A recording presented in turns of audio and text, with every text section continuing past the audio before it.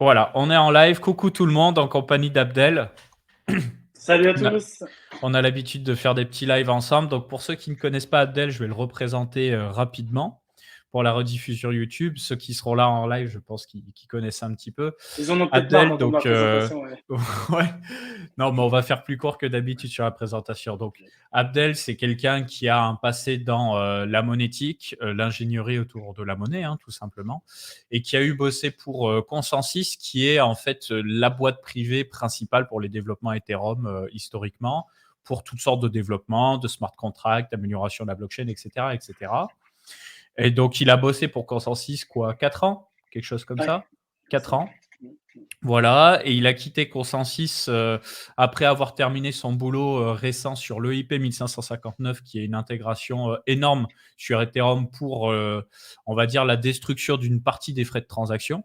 Voilà, pour limiter en fait la politique inflationniste du jeton, disons ça comme ça, mais pas que. Hein, il y a aussi des logiques en termes de frais, etc. Mais c'est un petit peu complexe. On aura l'occasion d'en discuter juste après. Ensuite, du coup, Abdel a quitté Consensus pour bosser pour Key Foundation. Donc à ce moment-là, on parle d'une blockchain souveraine sur l'écosystème Cosmos, avec une logique aussi de bridge entre Ethereum et Cosmos pour pouvoir détruire les jetons côté Ethereum et les créer côté Cosmos. Donc ce qui est plus compliqué qu'il n'y paraît, croyez-moi. On a l'habitude de le voir avec des bridges, mais c'est pas évident. Merci beaucoup d'Astuce pour le sub. Et aujourd'hui, Abdel, il est plus chez qui? Tu les as quittés quand? Tu les as quittés en janvier, quelque chose comme ça? Non, Janvier avant, fait. avant. Avant? Ouais, si, j'ai terminé en janvier. T'as raison, t'as raison. Ouais, C'est parce qu'il y a la ça. période de préavis de 3 mois en France, donc Ouais, bien j'avais sûr. démissionné avant, mais effectivement, mon dernier jour c'était en janvier. Ouais. Effectivement, Voilà, t'as raison. donc après, toi, tu as fait quelques trucs, notamment, tu as testé des trucs sur différentes chains, je sais, on en parlait en off. Voilà, il s'est pas arrêté à Ethereum. De toute façon, tout ce qui est EVM compatible, donc machine virtuelle Ethereum, c'est à peu près la même chose. Il a un petit peu gratté du Solana, un petit peu de Cosmos. Donc, il a fait le tour du périmètre. Voilà, c'était ça que je souhaitais dire aussi dans cette introduction. Il a testé plein de trucs. Plus récemment, il a codé du smart contract sur Juno, donc une blockchain de l'écosystème Cosmos là aussi. Et donc maintenant, Abdel, back to basic, hein, si j'ai bien compris, on est de retour Exactement. sur le grand Ethereum et c'est ce qu'on souhaite discuter aujourd'hui. J'ai pas mal monopolisé la parole, mais je pense que c'était important de faire ce petit tour du Très périmètre bon résumé. Ouais, très bon pour. résumé. Franchement, j'aurais pas fait mieux. Bravo, bravo. Ouais, Tu me connais pour- mieux que moi-même. C'est très bien. c'est clair. Non, mais parce qu'en fait, souvent, tu vois, des fois, tu as envie de parler un petit peu de ton passé, de trucs comme ça, et ça peut durer extrêmement longtemps. Et Ouais, en fait, je ouais. pense que le sujet d'aujourd'hui, il est vraiment intéressant. C'est vraiment Ethereum, qui est l'ordinateur mondial le plus décentralisé qui soit aujourd'hui, parce que je considère Bitcoin vraiment comme un moyen de paiement et pas vraiment comme un ordinateur mondial. Donc, on va dire, voilà, Ethereum. Ethereum qui a des limitations techniques en termes de performance, de frais de transaction, se pose donc différentes questions de comment on fait évoluer Ethereum. Donc, il y a eu les thèses autour du sharding, il y a eu des thèses autour des layer 2, comme on a pu voir avec Raiden Network, Plasma, etc., etc. Donc, si vous ne comprenez rien à ce que je vous raconte, c'est pas grave parce que c'est exactement le sujet du jour, justement. On va vous expliquer cette logique de layer 2 et pourquoi il y a eu ce virage-là. Alors, pour faire très rapidement, en fait, il faut comprendre que la logique de sharding, c'est-à-dire de dire, il y a une blockchain Ethereum et après, il y aurait des mini-blockchains en dessous d'Ethereum, c'est compliqué. C'est compliqué d'y passer comme ça. Il y a des logiques de sécurité, de centralisation. Il y a beaucoup d'enjeux là-dessus. Donc, ils ont préféré mettre la prio sur le passage en proof of stake déjà dans un premier temps, qui n'est toujours pas fait d'ailleurs, hein, le fameux merge, le fameux Ethereum 2.0. Alors, je fais la précision là-dessus. Il y a beaucoup de gens qui pensent qu'Ethereum 2.0 qui arrive, c'est le sharding. Non, ça ne l'est pas. Et je le lis souvent, hein. Je le lis extrêmement souvent. Ça ne l'est pas. Ethereum 2.0, la première étape, en tout cas, c'est le passage en proof of stake. C'est-à-dire, on mine plus avec du matériel informatique. On valide les blocs avec le fait qu'on vient bloquer des jetons. Donc, l'enjeu économique, il est du fait que je bloque mes jetons et j'ai pas d'intérêt à ce que le système s'effondre parce que si le système s'effondre, moi, j'y perds au change. Voilà, c'est un peu ça le principe. Exactement. Bref. Ouais. Et donc, il y a ce passage en proof of stake. Et comme il est très long, eh bien, il y a des initiatives communautaires, disons ça comme ça, qui sont de développer des surcouches, des layer 2 d'Ethereum. Et j'ai fini de prendre toute la parole. Abdel, je vais te laisser enchaîner. Donc, on va faire le Ça tour des marche. layer 2. Ouais, effectivement, on entend beaucoup parler des L2. Il y a même un hashtag depuis le mois de janvier qui est hashtag L222, Layer 2 2022. En gros, c'est vrai que c'est l'année de l'explosion des Layer 2 sur Ethereum, qui sont attendus énormément parce qu'effectivement, ça résout le gros problème de scalability et ça résout le fameux trilemme insoluble. Vous savez, ce fameux triangle insoluble où on peut avoir que deux des trois éléments parmi la décentralisation, la sécurité et la scalabilité. Et en fait, les Layer 2, c'est le Saint Graal, en gros, qui va permettre de conserver la décentralisation et la sécurité de Ethereum tout en apportant une scalabilité via la couche de niveau 2. Alors, en fait, il y a plein de familles de Layer 2. C'est vrai qu'on dit Layer 2, mais en fait, ça englobe plein de types de solutions. D'abord, il y a les sidechains. Donc type Polygon, vous avez sûrement entendu parler de Polygon. On l'englobe trop souvent pour moi dans la catégorie des Layer 2. Je vais vous expliquer pour moi, je ne le mets pas dans cette catégorie. Ouais, il y a des gens qui sont attaqués, ils parlent déjà de Starknet, de Rollup. Oh, on va y venir les gars, tranquille. Mais ouais, il y a des gens qui sont attaqués sur les Layer 2, c'est bien ça. Donc la première catégorie, les sidechains. Les sidechains, qu'est-ce que c'est? C'est une chaîne qui va en fait opérer de manière totalement indépendante. C'est un autre réseau qui a ses propres propriétés de sécurité, qui a ses propres algorithmes de consensus, etc. Donc ça a des avantages certains, comme le fait que ça permet d'avoir des transactions rapides, pas chères, ça permet de faire des smart contracts et des applications complexes, de la DeFi, etc. Par contre, il y a des gros inconvénients qui font que moi, je les classe clairement pas dans la catégorie des Layer 2. Pourquoi?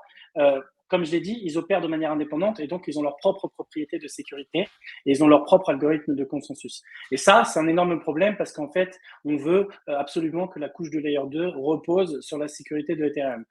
C'est pour ça que moi, je les considère comme des Layer 1.5 et pas des Layer 2 parce que finalement, ils ont leur propre modèle de sécurité. Et ça, c'est pour moi une propriété qui n'est pas souhaitable pour un Layer 2. Ensuite, dans les solutions Layer 2 à proprement parler, celles qui reposent uniquement sur la sécurité d'Ethereum, il y a plusieurs types. Donc, il y a par exemple d'abord les state channels. Les state channels, pour faire une analogie, ça ressemble un petit peu au principe du Lightning Network sur Bitcoin. C'est un peu la même idée. Cette idée de dire les transactions sur le layer 1, elles coûtent cher. Donc, on va faire le maximum de transactions en dehors du layer 1. Et comment on va faire dans le cas des state channels? Disons que moi, je veux faire plein de transactions avec Capet. On a un cas d'utilisation qui fait que on va devoir faire plein de transactions l'un à l'autre. Et on se dit, on va pas tout faire sur le L1. Donc, ce qu'on va faire, on va créer un channel sur le layer 1. Et en fait, on va ouvrir un channel qui va dire, oui, voilà, c'est un channel entre Abdel et Capet, etc. Ensuite, une fois que ce channel est créé, on va être capable d'effectuer plein de transactions, des centaines, des milliers, des millions de transactions. Et à la fin, une fois qu'on a fini notre business, on va dire qu'on va en envoyer une seule sur le L1 qui va être une transaction dite de settlement, qui va faire en fait la compensation. Compensation, c'est quoi? C'est appliquer tout simplement les changements qui ont été effectués pendant que nous, on a fait toutes nos transactions off-chain. Parce que pourquoi? Par exemple, typiquement dans du paiement, c'est tout simplement des plus et des moins. À chaque fois que moi, je vais envoyer de l'argent à Capet, ça va être un moins de mon côté, un plus du sien, et vice-versa, etc. Et à la fin, on est capable de faire une seule transaction qui va appliquer le changement de ces millions de transactions. Donc, c'est très cool. Ça permet de faire des transactions à très haut débit, extrêmement pas chères en termes de fees, etc. Par contre, elles ont pas mal d'inconvénients, mine de rien, parce que d'une, on ne peut pas faire des transactions comme ça avec des users arbitraires partout, n'importe quand. On est obligé d'ouvrir un channel à chaque fois qu'on va faire une transaction avec quelqu'un.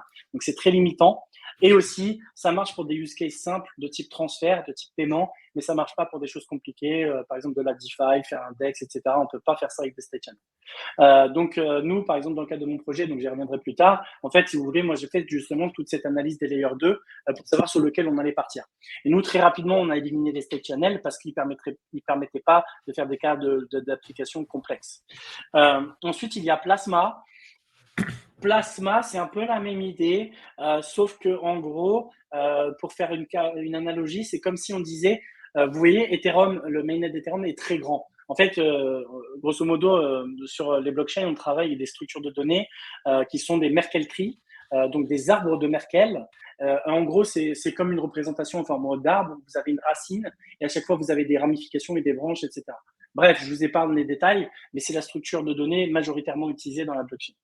Et en fait, Pourquoi certaines choses sont lentes, etc. C'est parce que cet arbre, finalement, qui représente la blockchain, il est extrêmement grand. Et l'idée de Plasma, c'est de se dire, on va faire des petites copies du Ethereum Mainnet. Et en fait, quand vous allez faire des transactions sur Plasma, on va prendre qu'une partie de l'arbre, ce qui fait que ça va permettre d'aller beaucoup plus vite.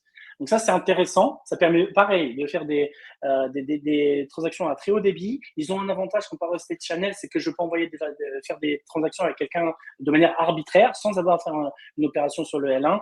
Par contre, ils ont les mêmes inconvénients, c'est qu'ils se résument à des cas d'utilisation très simples. C'est très compliqué de faire des cas d'application plus complexes sur Plasma. Donc c'est pareil, la même raison pour laquelle... Si jamais on parle, donc tu as parlé de State Channel juste avant, moi j'essaie de montrer un truc, au final j'avais pas les images que je voulais, mais Raiden Network est un State Channel par exemple. Ouais, exactement. Et dans le cas de Plasma, on a des exemples comme OMG Network, anciennement Omisgo, pour ceux qui se souviennent du Bull Run 2017, ça a été rebrandé depuis. Est-ce qu'il y a d'autres projets en Plasma? Je crois pas en gros projet. Si, il y a Gluon, mais ils n'ont pas l'air d'avoir Ouais, beaucoup de trafic. il y en a pas qui se sont démarqués particulièrement. Ça, Ouais. C'était prometteur à l'époque. Hein. On disait on a beaucoup cru à Plasma et que ça pourrait être la solution pour le scaling. Mais finalement, non, State Channel. Ouais, voilà, merci Capé. On a finalement abandonné de par ses limitations en fait, parce qu'en fait on peut faire que des cas d'usage qui sont pas très compliqués. Donc voilà, on est dans une ère où on veut que ces blockchains elles puissent permettre de faire tout. Maintenant qu'on a connu la DeFi, des projets complexes, etc., c'est difficile de se dire on va se limiter à des simples cas de paiement et de transfert. Donc voilà, c'est pour ça que Plasma, nous aussi, on l'a écarté très vite. Ensuite, on va avoir la famille dans les layers 2 qui est la plus intéressante, qui sont les roll-up. Les roll-up, vous avez sûrement entendu parler des roll-up. Donc, il y a deux catégories de roll-up. Il y a les optimistic roll-up et les ZK roll-up. Le principe d'un roll-up, déjà, de manière générale, donc ils ont le même principe, même s'ils ont des différences, mais d'abord, le principe général, c'est quoi? C'est que, vous savez, on va avoir le layer 1, donc Ethereum Mainnet, d'accord? On va avoir un smart contract sur le layer 1 qui va maintenir l'état de ce qui se passe sur le layer 2. D'accord? Et en fait, on va faire les transactions, l'exécution sur le layer 2, sur le roll-up. Et l'idée globalement, c'est de se dire, on va faire plein de transactions, on va les batcher ensemble. Donc les batcher, c'est les regrouper en une collection. On va les compiler en un gros bloc, ouais. Ouais, exactement, en un gros bloc. Et en fait, on va balancer ça sur le smart contract du L1 qui va être capable de prouver que la transition qu'on lui demande de faire sur le L1, elle est valide. Et c'est dans le comment on vérifie que c'est valide que ça va déterminer la famille de roll-up. Mais le principe général, c'est le même pour les deux types de roll-up. C'est vraiment la façon dont ils vérifient que l'état qu'on leur demande de transiter est valide ou pas. C'est là qu'il y a des distinguos et on va y revenir. Mais le principe de base des roll-up, c'est ça, ouais. Et je vais faire une petite précision par rapport à ça. Alors là, on fait un peu cours magistral et c'est vrai qu'on a tendance à parler un petit peu vite. Si vous avez des questions dans le chat, on les lit. On les lit et on ne va pas hésiter à répondre par-dessus. Alors, ce qu'il faut bien comprendre, Layer 1, c'est la couche principale, c'est Ethereum. Quand on dit Layer 1, il faut comprendre Ethereum, toujours, dans cette explication. Le Layer 2, c'est une surcouche d'Ethereum. C'est-à-dire que le Layer 2, entre parenthèses, n'existe pas s'il n'y a pas Ethereum. Voilà. Il s'appuie sur la sécurité d'Ethereum, il est dépendant d'Ethereum. Et du coup, l'intérêt, c'est quoi? C'est que quand tu crées un nouvel écosystème, quand tu crées une nouvelle blockchain, il faut tout recréer de zéro. Il faut créer le réseau décentralisé, l'écosystème de développeurs, d'utilisateurs, etc., etc. Tandis que là, l'avantage d'un layer 2, donc d'une surcouche d'Ethereum, ici, c'est que tu profites de l'écosystème d'Ethereum, de la sécurité d'Ethereum, de la décentralisation d'Ethereum. Voilà. Exactement. Et ça, c'est important de le noter. Ah ouais, c'est exactement ça. Et c'est ce qui fait que pour moi, les roll-ups, c'est vraiment la solution pour la scalabilité et que c'est plus puissant pour moi que des chaînes souveraines sur Cosmos ou quoi que ce soit, parce qu'on bénéficie, comme tu dis, de la sécurité et de la décentralisation d'Ethereum. Je vois qu'il y a beaucoup de questions sur pourquoi Starknet, tout le monde est bullish sur Starknet. Je vais y venir. On va y venir. Et oui, le layer 2 sert à décongestionner d'une certaine façon le layer 1. Tout à fait. Ouais, complètement. Et comme ça, tu peux créer presque à l'infini un nombre de layer 2, ce qui fait que tu peux théoriquement décupler la bande passante sur Ethereum, même si c'est pas vraiment Ethereum, c'est sur la surcouche d'Ethereum, mais ça reste dans l'écosystème Ethereum. Et c'est des sortes de bricolages qui font que tu n'as pas besoin de quitter l'écosystème Ethereum, tu rends juste Ethereum plus fort. Et en plus de ça, vu que c'est une approche dite modulaire, l'avantage aussi, et ça il faut bien le comprendre, c'est que du coup, l'équipe Ethereum peut rester concentrée sur les développements d'Ethereum et les Layer 2 peuvent se concentrer sur leur surcouche à eux. Donc, on peut faire développer l'écosystème encore plus vite et encore mieux d'une certaine façon. Complètement. Et, alors, si ça part en couille, excuse-moi, et si ça part en couille sur le Layer 2, au pire, les problèmes restent dans le layer 2 et ça va pas redescendre jusqu'au niveau du layer 1 Ethereum. Mais ça, c'est pas mal aussi. Ouais, Voilà. complètement. Il y a quelqu'un qui dit le layer 2 est un roll-up. Non, le roll-up est un L2. Mais après, il y a d'autres familles de L2, c'est ce qu'on expliquait au précédent. Donc, il y a quelqu'un qui demandait la différence entre les layer 2 et roll-up. Le roll-up est un type de L2. Et oui, sur la décongestion, effectivement, c'est exactement l'objectif d'ailleurs des layer 2. C'est que globalement, on a oublié de le dire, mais on s'est rendu compte finalement que l'approche monolithique d'une blockchain pour faire des smart contracts ne fonctionne tout simplement pas. Cette idée de se dire l'ordinateur mondial, on peut le faire tourner sur la même couche. Et en fait, monolithique, c'est-à-dire qu'on va faire toutes les fonctions dans la blockchain, à savoir l'exécution, le consensus, la validité des données et le settlement, ce qu'on appelle la compensation. Et en fait, historiquement, Ethereum voulait faire ces 4 fonctions dans la même couche. Et en fait, l'expérience a montré que ça ne peut pas marcher. À grande échelle, disons. Ouais, à grande échelle, ouais, exactement. Ça peut marcher à petite échelle, ouais, mais pas à l'échelle d'Internet. Et l'objectif qu'on a tous, c'est que ça marche à l'échelle d'Internet. Et donc, l'idée, c'est d'arriver à avoir de la modularité. Et comment on a de la modularité? C'est que certaines de ces fonctions-là, on va les déporter sur des autres couches. Donc, typiquement, c'est l'exécution qu'on va déporter sur la couche de niveau 2. Donc, ensuite, voilà, les roll-ups. Et maintenant, qu'est-ce qui va différencier les optimistic roll-ups et les ZK Rollups. Donc, il y a des questions sur la compatibilité EVM, c'est un point très important, on va y revenir. Les optimistic rollups, qui sont la première famille de rollup, comment ça marche? Ils sont optimistiques, donc dans le mot optimistique, il y a optimiste. Pourquoi on dit qu'ils sont optimistes? En gros, je vais faire une caricature, mais vous savez, je vous ai dit, il y a le L1 avec le smart contract sur le L1 qui vérifie ce que lui envoie le L2.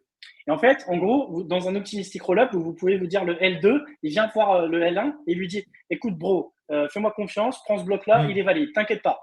Et le L1, il lui dit, ok, il est optimiste, il dit, ouais, il va pas mentir, c'est mon copain celui-là. Tu vois? Et c'est pour ça qu'on dit qu'ils sont optimistes. Par contre, bien sûr qu'il faut des garde-fous. Et donc, quels sont ces garde-fous? Les garde-fous, c'est ce qu'on va appeler la dispute période. Donc, c'est une période de temps, typiquement 7 jours, durant laquelle on se dit, ok, on a ces blocs-là, etc. On fait confiance au bro, il nous a dit ça, on lui fait confiance, on est optimiste. Par contre, n'importe qui, durant cette fenêtre de tir de 7 jours, a le droit et est capable de soumettre une fraud proof, donc une preuve de fraude.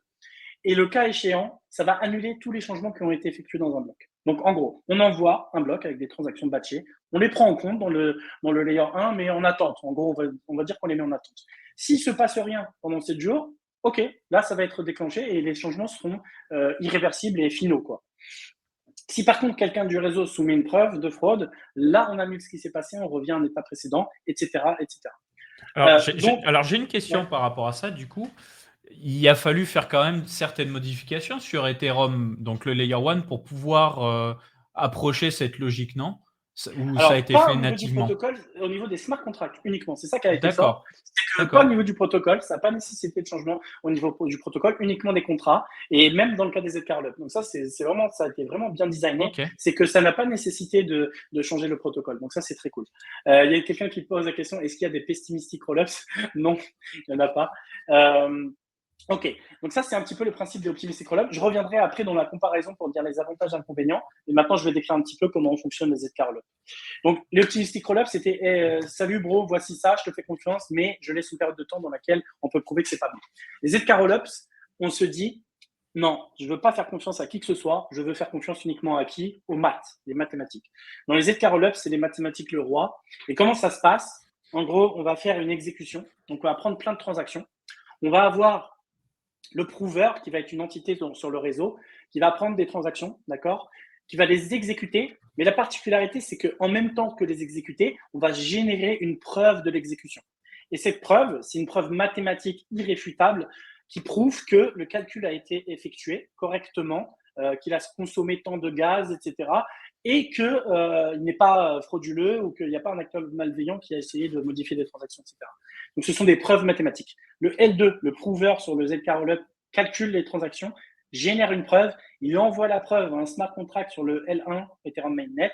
Le smart contract vérifie grâce à l'EVM qui a la capacité de vérifier des preuves, des ZK-proof, donc les preuves mathématiques, elle est capable de dire oui, ça, je peux affirmer de manière irréfutable que cet état à transition est valide. Et dans ce cas-là, je l'applique directement sur le L1. Ce qui fait qu'on n'a pas besoin de cette période tampon de 7 jours qui est très limitante dans le cas de Optimistic Rollup.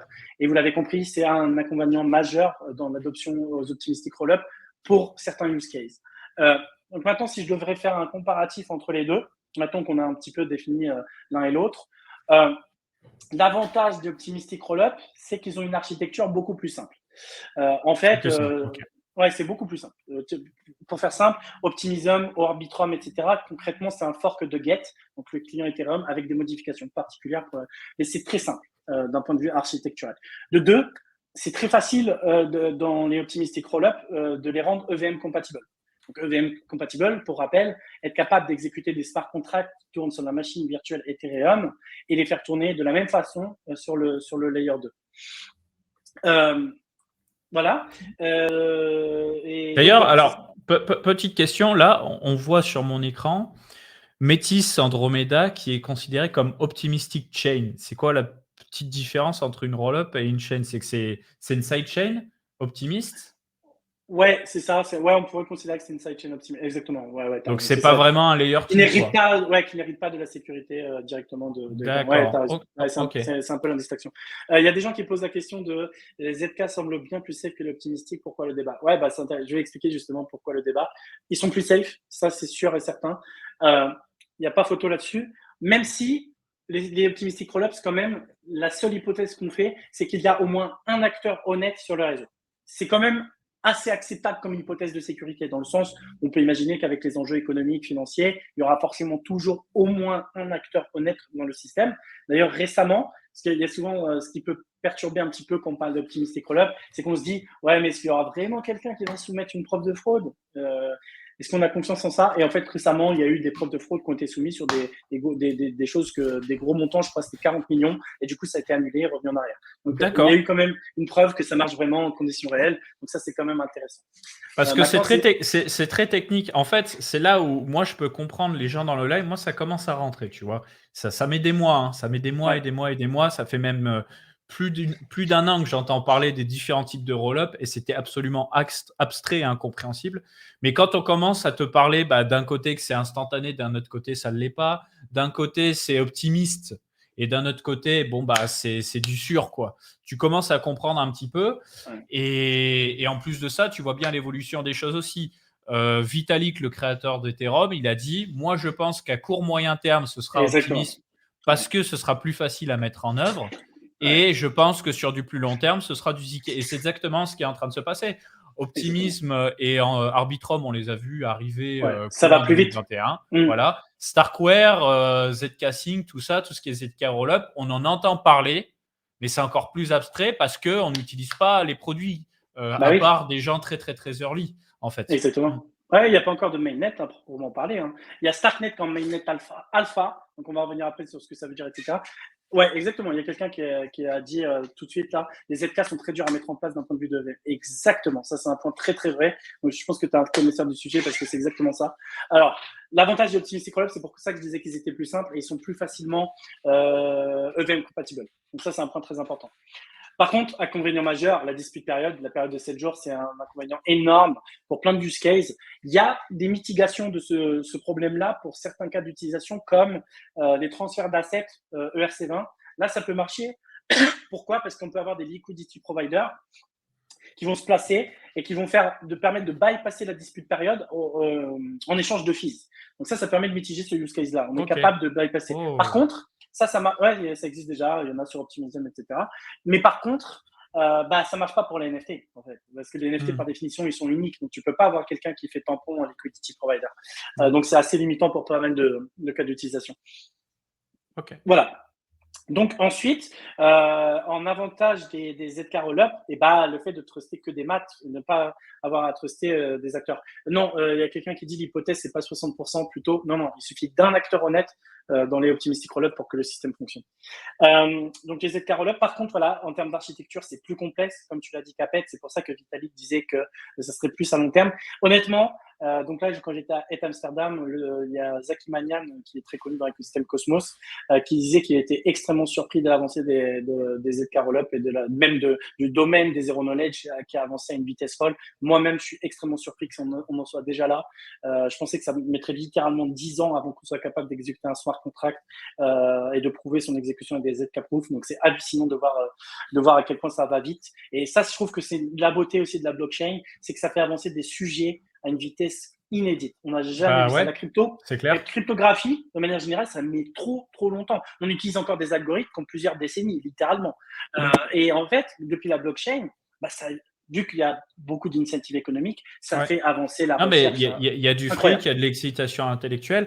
Et en plus de ça, tu vois aussi qu'il y a des parties qui sont prises. Donc, on parle de Starkware.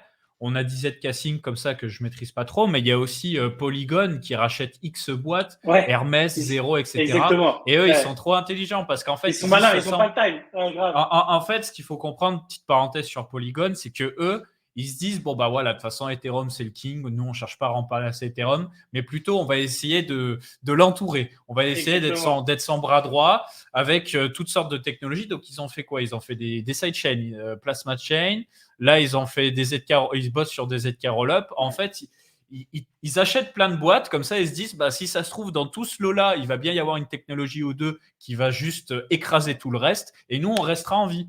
Parce que se pose la question à chaque fois, et on l'a vu dans le chat, ouais, mais quand tu auras Ethereum 2.0, Ethereum peut-être 3.0 avec le sharding, etc., est-ce que ces layer 2 vont exister? Bah, en fait, eux, ils se disent, s'ils ont toujours l'ascendant technologique sur ce qui va se passer sur côté Ethereum, ils vont survivre. Voilà, et c'est le but. Et ça va rendre Ethereum encore plus puissant. Je te laisse reprendre. Ouais. Et pour juste cette petite aparté sur ce point-là, en fait, les layer 2 ne vont pas mourir avec le sharding. En fait, ils vont être couplés au shard. En fait, typiquement, là, au lieu de se brancher sur le L1, ils se brancheront sur des shards. En fait, ils démultiplieront la puissance des shards. En fait, il faut plus se voir comme ça.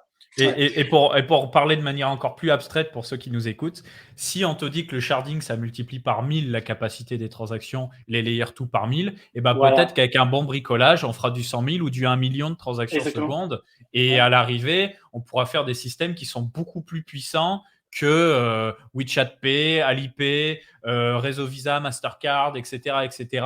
Et tout se passera, en tout cas une grosse partie des transactions se passeront directement on-chain. On s'appuiera sur la blockchain et peut-être que ça réduira même des coûts d'hébergement de transactions, d'exécution des transactions, mais aussi des coûts vis-à-vis de la fraude, etc., etc. Et c'est là où en fait, pour moi, voilà, pour dire les termes, je pense que les cryptos sont là pour rester à vie et que ça ne sert à rien de nous casser la tête avec des initiatives hors crypto parce qu'il y a tellement de pognon, il y a tellement d'intérêts, on va dire, intellectuels aussi, qu'on va tous y passer à un moment donné, même les banques centrales, tout le monde, on va tous y passer. Alors, pas nécessairement tout le monde va passer sur Ethereum, mais au moins tout le monde va pouvoir s'inspirer de ce qui s'est passé sur Ethereum pour créer de nouvelles choses. Et ça, c'est énorme. Ouais, il y a énormément de questions dans le chat. Je vais essayer d'en prendre 2-3 pour pas qu'on soit submergé. Si je ne me trompe pas, Ethereum 2 va passer en proof of stake, mais les frais seront toujours aussi importants. Exactement, le merge ne va pas résoudre les frais. Les layer 2, le réseau. La solution, on l'offrait. Typiquement, c'est aujourd'hui aller sur des layer 2. Les DAG, on a vite dessus. Donc, les DAG, c'est les Directed Acyclic Graph. Je trouve que c'est une technologie qui est intéressante, mais je ne vais pas m'attarder sur le sujet. Il faudrait qu'on en repasse sur un autre parce qu'il y a beaucoup à dire, mais c'est un sujet intéressant. Tac. Si une fraude est détectée, elle pourrait toucher beaucoup de monde. Je ne sais pas si des centaines, voire des milliers de gens verraient d'un bon oeil de voir leur opération rétro-pédaler. Mais en fait, les opérations ne sont considérées comme finales qu'après la période des 7 jours. Donc, typiquement, les opérations ne sont pas rétro-pédalées. Il faut considérer que, par exemple, si tu fais un retrait de L1 vers le L2, donc un optimistic rollup, in fine, ton argent, tu l'auras que 7 jours après, en réalité. Donc, en fait, il n'y a pas de rétro-pédalage. C'est juste que tu dois attendre avant que l'opération soit prise en compte. Les layer 0, oui, c'est comme vous avez dit, c'est Cosmos, Polkadot, etc. C'est cette volonté d'avoir un layer et d'avoir plusieurs chaînes qui vont communiquer entre elles de manière interopérable et d'aller dans un monde un peu application spécifique chain. Quand on vous parle de layer 0, pour que ce soit pas trop compliqué à comprendre, c'est un mot passe-partout. Ça va servir à câbler toutes les chaînes. Voilà. Ouais. Donc après, il y aura des câblages. Par exemple, Polkadot, c'est pour ses chaînes à lui, Polkadot. Cosmos Network, c'est pour toutes les chaînes sous-jacentes de Cosmos. Mais on va avoir après des technos aussi qui vont brancher Polkadot à Cosmos, Cosmos à Ethereum, et à l'arrivée, avec un peu de bricolage, on va avoir un layer 0 suprême ou des layers 0 suprêmes qui vont connecter tout le monde. Mais c'est un mot passe-partout. C'est que quand on vous parle de layer 1, on vous parle d'une blockchain. Quand on vous parle de layer 0, on vous parle de tout ce qui connecte les blockchains. Voilà, tout simplement. Il y a des questions vraiment intéressantes. Salut. Alors, tu n'as pas l'air bullish dessus. Alors, j'ai été bullish sur les Layer 2 et Cosmos en particulier. J'ai eu des désillusions, pardon. Je pourrais revenir dessus une autre fois, mais maintenant, je crois qu'on est et Bitcoin. Et je vais revenir aussi. Pourquoi? Parce qu'il y a un lien. Vous allez voir, tu crois toujours quand même Cosmos, mais tu n'es plus aussi... Beaucoup moins. Mais en fait, si tu veux, la désillusion vient plus des projets en tant que tels et de certains dramas, de certains problèmes de gouvernance, etc., que la tech en tant que telle. La tech, j'aime. La tech, IBC, c'est phénoménal. Le Cosmos SDK, c'est vraiment très, très stylé. Mais justement, je pense qu'ils ont été victimes de ça. En fait, ils ont été tellement forts dans l'ingénierie du Cosmos SDK qu'ils ont rendu ça tellement simple de créer sa propre chaîne qu'en fait, les projets, ils viennent, ils prennent le Cosmos SDK, ils balancent leur chaîne, mais ça contribue pas en retour pour l'écosystème global. Je sais pas si tu vois ce que je veux dire. Ouais, c'est plus une vampirisation. Et ça c'est un peu ce qui s'est passé avec Juno, hein, d'une certaine façon. On pourra en parler après. Hein. On pourra revenir. N'hésitez pas à nous le dire dans le chat, on reviendra dessus. Salut, si les Layer 2 vont avoir leur propre token, les Ethers n'auront plus autant d'utilité. Très bonne question. La partie économique et comment ça va changer la donne avec les Layer 2, c'est intéressant, mais il faut savoir que, in fine, c'est ce qu'on disait tout à l'heure, j'avais pas fini, la narrative d'Ethereum devient de plus en plus le L1 ne sera pas pour les utilisateurs, en fait. Le L1, il sera que pour les L2, in fine. Et en fait, les L2 paieront toujours les fees en ETH, donc il n'y a pas de problème pour l'utilité de l'ETH, ne vous inquiétez pas. Au contraire, c'est ça qui est intéressant dans cette philosophie L2, c'est que c'est pas un jeu à somme nulle. Ça bénéficie à tout le monde. Le plus il y aura d'adoption de Layer 2, le plus ça va scaler et le plus les L2 vont payer des fees au L1 et donc le L1 est viable à long terme. En fait, c'est ça qui est intéressant. Donc ça profite à tout le monde. Ok, donc je continue sur les Etherlubs, après je reprendrai une salle de questions. Donc en inconvénient, voilà, ils ont le fait que c'est très difficile en termes d'architecture et il y a quelqu'un qui est soulevé dans le chat tout à l'heure, il est extrêmement compliqué de faire une ZK EVM, c'est-à-dire une EVM qui est compatible sur un ZK Rollups. C'est très très compliqué, extrêmement compliqué. Donc il y a des ZK Rollups qui essayent de le faire. ZK Sync, tu en as parlé tout à l'heure, ils essayent d'être EVM compatible. C'est leur but. Hein. Et il y a aussi Scroll qui veut être EVM compatible. Et enfin, il y a le petit dernier, Starknet, qui a décidé de faire l'inverse de ses copains et de se dire fuck l'EVM, en gros, entre gros guillemets. En fait, fuck l'EVM pour deux raisons. Il est dur de faire un ZKVM, donc ça va prendre beaucoup plus de temps. Typiquement, force est de constater que Starknet sont beaucoup plus avancés que ZK-Sync et Scroll, qui sont même pas encore en phase de testnet. Hein, ZK-Sync est en phase de testnet, mais pas très avancé. On est loin d'avoir un mainnet, si tu veux. Alors que Starknet va beaucoup plus vite, de par le fait d'avoir abandonné la compatibilité EVM. Mais de deux, là où c'est beaucoup plus intéressant, et c'est là où je pense que Starkware a fait un pari de génie. Donc Starkware, c'est l'entreprise derrière Starknet. Donc c'est l'entreprise dont le cofondateur Eli Ben-Sasson, qui est une légende dans le monde de la cryptographie, il a inventé les Stark. Donc on va revenir après sur ce que c'est les Stark. Mais du coup, il a créé la boîte Starkware, et Starkware fait tout un ensemble de produits qui utilisent son invention, les Stark. Et il y a eu StarkX et maintenant Starknet. On va y revenir parce que ça, c'est intéressant. Starkware a pris le pari de dire on ne va pas être EVM compatible, mais là où ils ont fait un coup de génie, c'est de se dire en fait, peut-être que c'est un frein au début à l'adoption, parce qu'on ne va pas se mentir, le fait de ne pas être EVM compatible, c'est relou quand même, parce que les projets pour les ramener sur ton écosystème, beaucoup plus dur. Ça veut dire quoi? Parce que c'est peut-être pas clair pour le chat, même pour moi par moment, ça veut dire quoi EVM compatible? Ça veut dire toutes les capacités de l'Ethereum Virtual Machine, donc tout ce que tu peux faire sur Ethereum. En gros. Donc, ça veut dire que tu ne peux pas faire tout ce qui est possible de faire sur Ethereum, mais l'idée, c'est d'essayer de faire un maximum de choses pour ne pas brider les développeurs. C'est ça, en gros. Exactement, ouais, complètement. Voilà. Et donc, c'est ça. Et donc, eux, ils ont pris le parti de dire, voilà, on crée un nouveau langage qui permet d'utiliser les Stark. Donc, ça rend plus dur le fait de migrer des projets, d'attirer des développeurs, etc., parce que c'est un nouveau langage que les développeurs doivent apprendre, etc. Mais ça veut dire aussi qu'ils sont plus limités par l'EVM. Donc, dit autrement, ça veut dire qu'on va pouvoir émerger des smart contracts sur Starknet qui ne seraient même pas possible de faire sur l'EVM. Donc, c'est là où c'est intéressant. Ça veut dire qu'on va être capable d'explorer toute une gamme de nouveaux cas d'utilisation, notamment un cas particulier qui va beaucoup te plaire, Capet. Ok. Quel est le gaming. Le gaming. Ah, je te prends le pari aujourd'hui de te dire que le gaming, c'est ça qui va faire exploser Starknet. Moi, je te prends le pari aujourd'hui. L'approche par le jeu, en tout cas, ouais. Le Ouais, fait d'avoir quand tu parles de gaming, alors je rentre dans ton jeu, tu veux dire peut-être d'exécution en temps réel, peut-être, ou quasi temps exactement. réel. Donc, quand je On-chain. parle de temps réel, parce que comprenez bien, quand vous jouez à un jeu vidéo, petite parenthèse, vous déplacez, quand vous jouez en ligne, parce que quand vous jouez en solo, c'est encore autre chose. Mais déjà, quand vous jouez en ligne, qu'est-ce qui se passe? Vous envoyez des informations, vous recevez des informations en temps réel, et après, c'est tout le monde qui essaie de récupérer les informations plus ou moins en temps réel. Donc, généralement, il y a un lag lié à votre ping, lié au tick rate du serveur. Alors, le tick rate, c'est quoi? C'est la fréquence d'horloge. Par exemple, quand vous jouez à Counter-Strike ou Valorant, bah, vous avez un tick rate de 128, c'est-à-dire que 128 fois par seconde, vous synchronisez l'information. Donc, temps réel, ça veut tout et rien dire. Quand tu penses temps réel, ça veut dire normalement, il n'y a pas de lag. Dans la vraie vie, oui, il n'y a pas de lag. Mais en informatique, tu as un petit lag qui peut être d'une milliseconde, qui peut être plus long. Voilà. Et Exactement. aujourd'hui, du gaming sur la blockchain, c'est juste mort parce qu'on a des temps de latence qui sont trop forts. Une transaction sur Ethereum, voilà, l'ajout d'un bloc, c'est 13 secondes.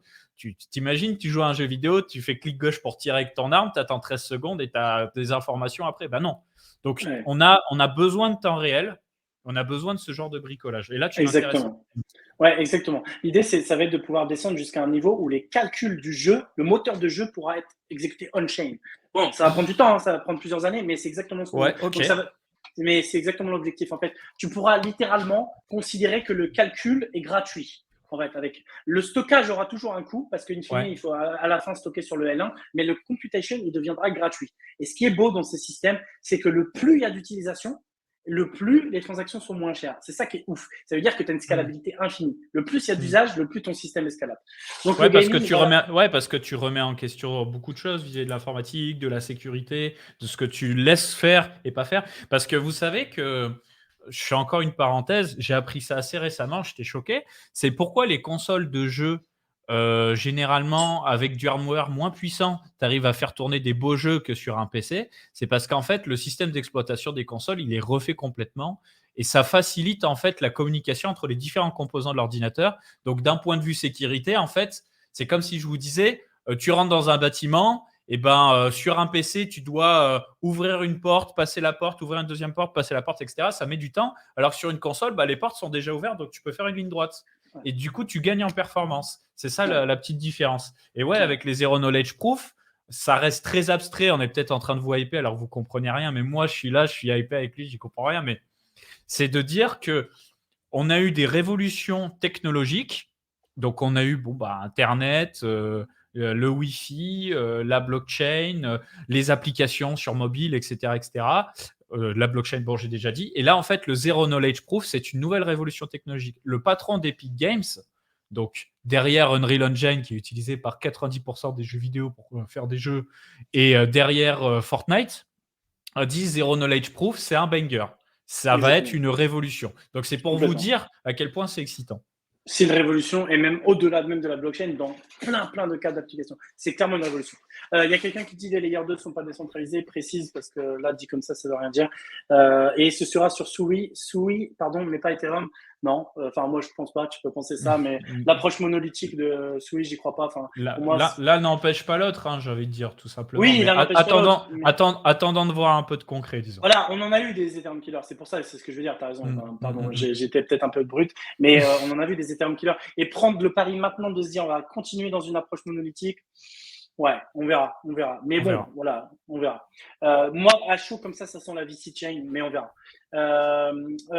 Matchbox DAO, exactement. Il y a Matchbox DAO, c'est un projet que tu devrais suivre, Capet. C'est justement, il travaille pour la standardisation du gaming sur Starknet, justement, donc, et fournir des D'accord. briques logicielles pour que ça soit Let's plus simple de go. développer des jeux sur Starknet. Moi, je suis pas dev, Euh, alors est-ce que je vais y comprendre quelque chose aussi? non, mais c'est l'occasion pour toi d'avoir des alphas sur les projets gaming qui vont sortir. Ouais, Parce qu'en fait, ok. eux, ils ont tout un programme où ils vont aussi aider, ils vont faire des grants pour les développeurs qui veulent développer des jeux sur Starknet. Donc en fait, en les suivant eux, tu auras des alphas sur les prochains jeux qui vont sortir sur Starknet. Donc Ça je pense que marche. ça peut valoir le coup.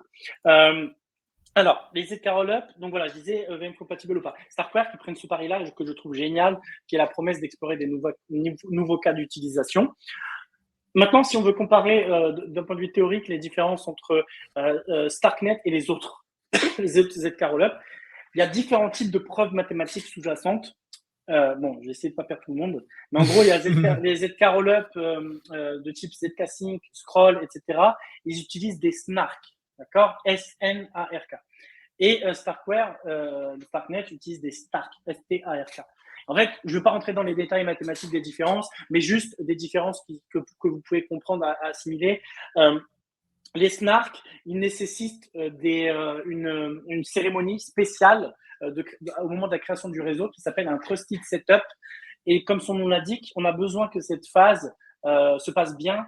C'est pour garantir la sécurité du système après. On a besoin de faire confiance une seule fois au moment de la cérémonie initiale et après le système est sécure. C'est quoi que tu appelles une cérémonie initiale, si ouais, tu peux ouais, exactement. Ouais, ok. Donc une cérémonie, ça va être une cérémonie avec un ensemble d'acteurs. En général, on va prendre des personnes réputées dans l'écosystème, etc. On va faire en sorte aussi de la rendre publique, comme ça tout est transparent, on sait exactement ce qui s'y passe, etc. Et pour faire simple, en gros, les programmes, pour qu'ils soient vérifiables mathématiquement, ils sont définis sous forme de circuits. Les circuits, c'est une forme mathématique pour définir des programmes qui est différente de la logique habituelle dans laquelle on définit les programmes. Et en fait, on va définir les paramètres du circuit, etc. Et en quelque sorte, ça va donner des directions pour la suite du système et, par exemple, la taille maximum des programmes qu'on va être capable de déployer sur le ZK-Rollup. Okay. Ça, c'est quand même une grosse contrainte. De deux, ça fait une hypothèse supplémentaire sur la sécurité quand on utilise des SNARK. Là où les Stark n'ont pas besoin de cette Trusted Setup. Et en plus, ça perd en flexibilité dans le sens où, comme je l'ai dit, on définit la taille maximum des programmes sur les circuits en SNARK. Ça veut dire que si dans 6 mois, 1 an, on se rend compte que c'est pas assez grand, enfin qu'on a des programmes qui nécessiteraient plus des plus gros circuits, on est doomé. Mais alors, voilà. je vais rentrer dans ton jeu. Je suis très très mauvais en programmation, mais j'ai essayé à des moments dans ma vie, j'ai bien compris que c'était pas fait pour moi. C'est comme en programmation en C, où tu alloues un peu la taille maximale pour chaque type de programme, en fait. Ce que tu veux dire par Trusted Setup, c'est que tout simplement, tu mets en place un environnement et tu définis une taille, tu définis un périmètre de ce que tu peux faire et de ce que tu ne peux pas faire. Et si tu as mal défini, si tu as mal défini ton périmètre, et finito, et il faut refaire un nouvel environnement. Exactement. Ouais, grosso modo, c'est un peu ça l'idée. Ouais, exactement. Donc, c'est quand même un avantage pour les Stark de ce point de vue-là. Ensuite, une grosse différence notable, les SNARK ne sont pas quantum resistant. Donc, qu'est-ce que c'est quantum resistant? C'est résistant aux attaques quantiques. Les SNARK ou les STARK? Les SNARK ne sont pas. Les SNARK. Et ils ont choisi des noms qui sont super proches. J'avoue, c'est relou quand on en parle. Mais non, les SNARK ne sont pas quantum resistant. Peut-être, vas-y, explique peut-être ce que c'est que quantum resistant. Quantum resistant, c'est tout simplement aujourd'hui. On utilise l'informatique en binaire, c'est des 0 et des 1. Bientôt, on utilisera de l'informatique en quantique, donc ce sera soit 0, soit 1, soit entre les deux. Donc, on rentre dans une complexité qui me dépasse absolument. Et en fait, pour faire très très court, d'un point de vue sécurité, ça remet en question beaucoup de choses parce qu'aujourd'hui, on appuie notre sécurité sur le fait, j'ai pas le terme exact, mais en gros, sur le fait qu'il y a certains types de calculs qui sont extrêmement chiants à processer et qu'il faut toujours de plus en plus de puissance de calcul. Sauf que si on passe sur du quantique, d'une certaine façon, aujourd'hui, cette règle-là, elle tombe. Enfin, il y a une paquet de ces règles-là qui tombent et il faut revoir en fait la sécurité informatique au niveau du quantique. Donc, on doit tout reprendre. En fait. Donc, il y a des choses qu'on peut faire et qu'on ne peut pas faire. Il y a bien entendu de la théorie parce que dans la pratique, il y a des ordinateurs quantiques, mais on est au tout début. On n'a pas encore exploité la technologie quantique comme ce sera le cas dans 10 ans et dans 20 ans. On aura le temps de découvrir beaucoup de choses. Mais voilà, aujourd'hui… ça arrivera dans un siècle. On peut dire ça, mais aussi on peut se dire, regarde, les ZK Rollup, le domaine du zero knowledge dont on vient de parler, on pensait que ça mettrait beaucoup plus de temps. On n'est pas à l'abri d'un progrès incroyable. Donc, tout ça pour dire qu'on a le choix toujours à domaine équivalent entre un truc qui est quantum resistant et l'autre qui ne l'est pas. J'aurais tendance à vouloir penser que la crypto, elle est là pour durer le prochain siècle, dans 100 ans, 200 ans, on l'espère. Donc, toujours dans une logique de future proof, je pense que c'est quand même un critère qui doit être important. Par exemple, pour la petite histoire, Ethereum 2, dans les valeurs principales de Ethereum 2, c'est écrit noir sur blanc que chaque brique qui compose Ethereum 2 doit être facilement remplaçable en cas de besoin par une brique quantum résistante. Alors, de base même, on va plus loin.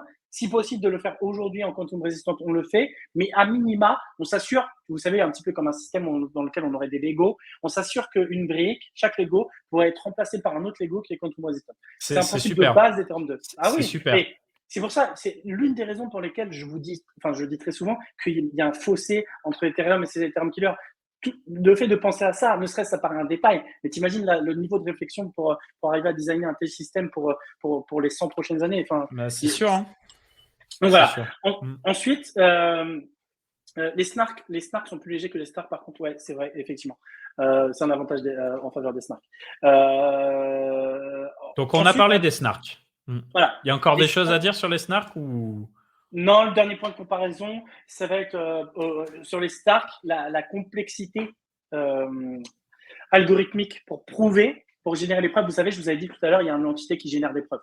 La complexité, elle est inférieure dans le cas des Stark. Alors, pourquoi c'est intéressant? C'est que c'est plus propice à la décentralisation. Parce qu'en fait, si vous voulez, le prover, ça va être des grosses machines avec des grosses requirements hardware, comment on dit, des grosses contraintes. Il va falloir beaucoup de CPU, beaucoup de RAM, etc. pour générer les preuves. Et c'est-à-dire que si on a des algorithmes qui sont moins complexes pour générer les preuves, c'est plus intéressant parce qu'on peut imaginer à terme on pourra baisser les capacités de la machine pour générer les preuves. Et à terme, la vision de Starkware, c'est d'être capable de générer des preuves avec quoi? Avec ça. Et là, ça serait la vision ultime de pouvoir générer des preuves avec un smartphone. Quoi. Parce qu'en fait, on va optimiser les Stark, les logiciels Stark. C'est pour ça que ça s'appelle Starkware d'ailleurs. Et d'un autre côté, on va avoir le hardware qui va devenir meilleur en meilleur avec le temps, avec tout simplement réduction de la finesse de gravure, optimisation, parallélisation des calculs et j'en passe.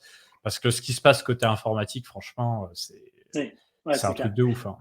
Ouais. Il y a quelqu'un qui pose une question, un petit mot sur le chiffrement homomorphe, car les ZKP ne règlent pas le problème de la diffusion des données. Le serveur qui génère la preuve peut lire les données, ce qui n'est pas top d'un point de vue de privacy. Ouais, très bonne remarque, effectivement. Alors ça viendra avec le L3, etc. On va y revenir, c'est pas de la science-fiction. Là, on parle de L2, on pourra parler de L3, mais c'est... Je le mets juste pour la rediffusion, qu'ils aient le message, voilà. Chiffrement homomorphe, ouais. que je ne connaissais pas personnellement. Ah oui, c'est super intéressant. Moi, j'avais travaillé sur un projet qui utilisait du chiffrement homomorphe.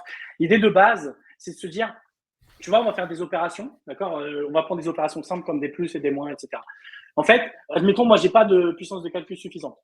Toi, tu l'as. Moi, je veux te donner et je veux te dire de me faire le calcul à ma place. En gros, je sais pas faire 5 plus 7, mais toi, tu sais le faire. Moi, t'imagines sur des opérations plus complexes, mais c'est juste pour schématiser. Donc, je te donne 5 plus 7, toi, tu calcules, tu fais 12 et tu me le redonnes. Mais, comme vient de dire la personne, tu as accès à mes données. Ouais, c'est vrai. Le chiffrement au moment, ça me permettrait de faire quoi? Je chiffre 5, je chiffre 7, je te donne les deux, tu me fais l'addition sur les deux une fois chiffré, tu me redonnes le résultat. Donc toi, tu sais même pas ce que tu as calculé. Ouais. Moi, je déchiffre et j'ai 12. Tu vois la puissance stylé. du truc. Ok, stylé. Ouais, c'est logique. Ouais. Mais donc ça arrivera sur les couches L3, la privacy. Donc très bonne question. Voilà, bon, on va accélérer. Donc c'est juste que les Stark, du coup, elles sont plus propices à la décentralisation. Voilà. Alors, Starknet, Starkware, qu'est-ce qu'il y a en réel? Les gens nous posaient la question, est-ce qu'on peut l'utiliser? Vous le savez peut-être pas, mais vous avez peut-être déjà utilisé la technologie de Stark sans le savoir. Il y a StarkX, qui est en fait un moteur qui utilise des Stark, et c'est utilisé aujourd'hui par DYDX, Immutable, Sora et d'autres projets encore. Tu avais le site L2Bit, voilà, tu vas voir. Ouais. Tu vois le petit symbole, voilà, tu vois ce petit symbole? Regarde combien t'en as dans le top 11. Ouais, Immutable, Diversify, Sorare. Ouais. Donc ça, Immutable qui est une marketplace de NFT, DYDX qui est une plateforme de ils ne font pas encore du spot, mais c'est du trading avec levier. Tu as, enfin je sais pas pour le spot, je suis pas sûr en vrai. Tu as Sorare qui est de la tokenisation aussi de joueurs de foot, donc on est encore sur du NFT. Je connais pas Diversify par contre. Moi non plus. Mais voilà, tout ça pour dire qu'il y a 4 projets parmi les projets qui ont le plus de TVL sur les Layer 2 qui utilisent la technologie de Starkware, pardon, et ça s'appelle StarkX. Et StarkX, c'est quoi ce Validium là? Juste comme ça. Ça, la différence entre un zk-rollup et un Validium, c'est est-ce que les données sont off-chain ou pas. C'est la distinction, c'est sur le stockage des données. Bon, bref, c'est ça la différence, ça, pour ta gouvernance, ça se joue. Ouais. Donc ça, c'est intéressant. Pourquoi aussi je suis très bullish sur Starkware, l'entreprise, c'est que j'aime beaucoup leur approche. Qu'est-ce qu'ils ont fait? Ils ont inventé les Stark, ils se sont dit, il y a un truc à faire. Plutôt que d'essayer tout de suite de faire une machine virtuelle qui est capable de faire n'importe quel smart contract, ils se sont dit, on va essayer de le faire sur quelques cas pratiques. Et ils ont développé StarkX, qui permettait d'utiliser les Stark, et ils l'ont rendu possible pour des usages de type DEX, trading, etc., et des usages de type NFT. Ils l'ont mis en production sur des projets qui existent vraiment. Là, ça fait plus d'1 an, je crois, qu'ils sont en prod. Ils ont validé que la technologie Stark marchait à grande échelle parce qu'il fallait quand même le valider. La promesse, c'est de dire on veut de la scalabilité, on veut des transactions pas chères, etc. Et je vais vous dire une petite anecdote sympa. Il y a eu une journée, il y a quelques semaines ou quelques mois, je crois, durant laquelle il y a eu plus de transactions sur DYDX, un seul projet, que sur l'ensemble de l'écosystème Ethereum. Vous vous rendez compte?